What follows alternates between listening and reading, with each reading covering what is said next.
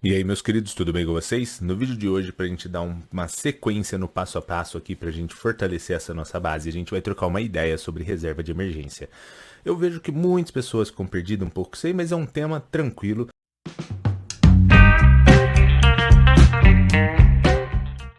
Reserva de emergência é o seguinte, muita gente fica assim, pô, eu tenho que ter reserva de emergência?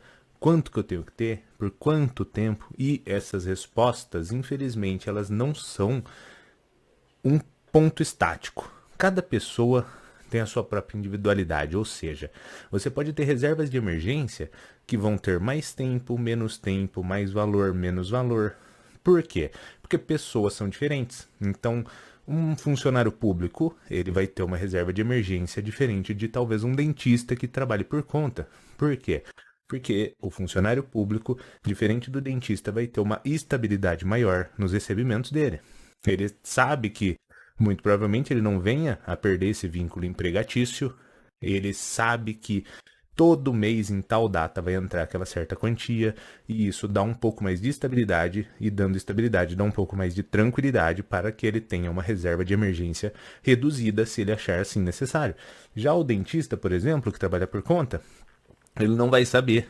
Pode vir, por exemplo, um problema que force ele a fechar o estabelecimento, ou em determinado mês ele tenha menos procura e receba menos. Então, por conta dele não ter essa noção de quanto que ele vai poder receber em determinado mês, ele precisa de ter uma reserva de emergência maior. Beleza? Então, a ideia é nessa pegada. Reserva de emergência, todos têm que ter. Porém, é individual de cada pessoa.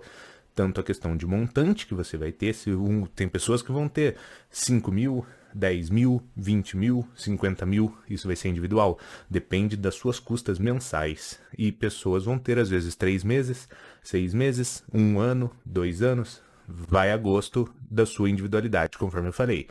Então, o que eu acho interessante, principalmente depois de toda essa situação de fechamento que a gente passou, eu acho interessante que se puder, que se tenha pelo menos 12 meses, viu? Porque a gente já viu aí que pode acontecer coisa que fica complicado por 2 anos. Então, 12 meses seria extremamente conservador, na minha opinião.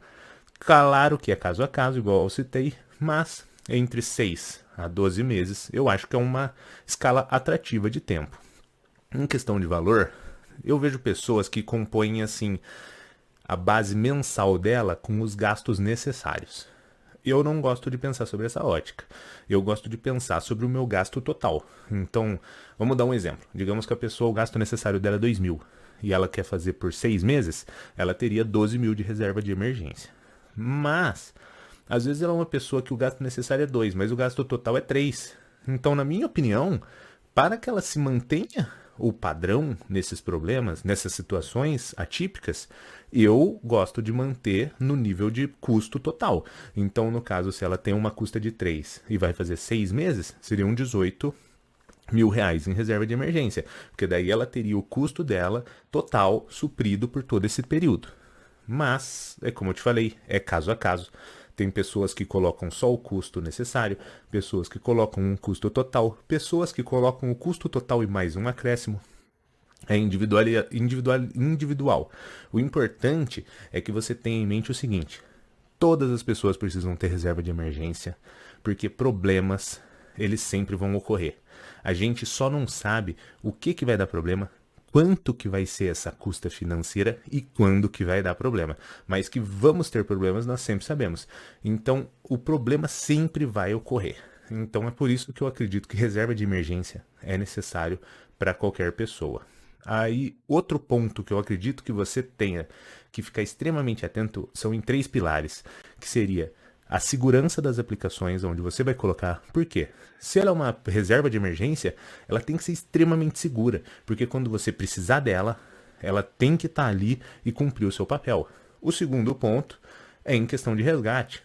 Além de ser segura, ela tem que ter um resgate extremamente rápido, porque os problemas vão ocorrer e quando eles existirem, você vai precisar pegar essa aplicação. E o terceiro ponto acaba sendo o pilar da rentabilidade.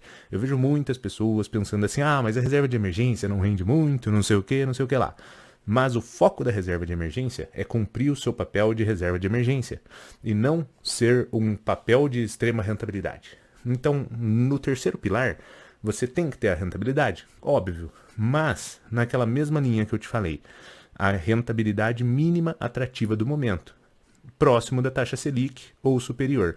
Então, se a aplicação tiver essa rentabilidade, cumprir o seu papel de resgate rápido e de segurança, é uma aplicação que seria indicada para uma reserva de emergência. É claro que nada disso daqui vai ser uma recomendação de investimento. Você que tem que ser responsável por escolher se você vai compor a sua e onde que você vai colocar. Mas os problemas vão sempre ocorrer. E aí, se você não tiver uma reserva de emergência, você vai ter que recorrer a um parente, ou pior ainda, que eu não sei se é pior, mas pior ainda é recorrer ao banco. Que eu não sei o que é pior, se é pagar os juros do banco ou ter um estresse familiar. Mas é melhor ter uma reserva de emergência, né não? Então dá o like, se inscreve no canal e dá essa força aí pra gente. Compartilha aí se você curtiu pra gente chegar em 1.000 inscritos, 2.000 inscritos, 5.000 inscritos e bora que bora. Valeu!